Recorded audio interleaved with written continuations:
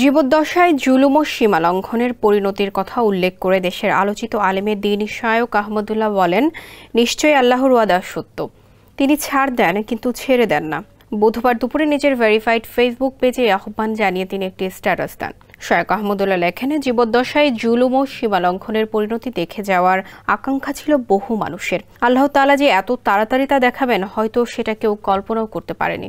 নিশ্চয়ই আল্লাহর ওয়াদা সত্য, তিনি ছাড় দেন কিন্তু ছেড়ে দেন না। মহান রবের প্রতি ঈমান আনার আহ্বান জানিয়ে তিনি লেখেন, এসব ঘটনা অনেক কিছু শিখিয়ে যায়। 250-টিরও বেশি ডিজাইন অপশন নিয়ে ওয়ালটন স্মার্ট ফ্রিজ, বোঝে আপনার প্রয়োজন। এসব ঘটনা থেকে কেবল মজা না নিয়ে মানুষ যেন শিক্ষাও গ্রহণ করে, সেই পরামর্শ দেন তিনি।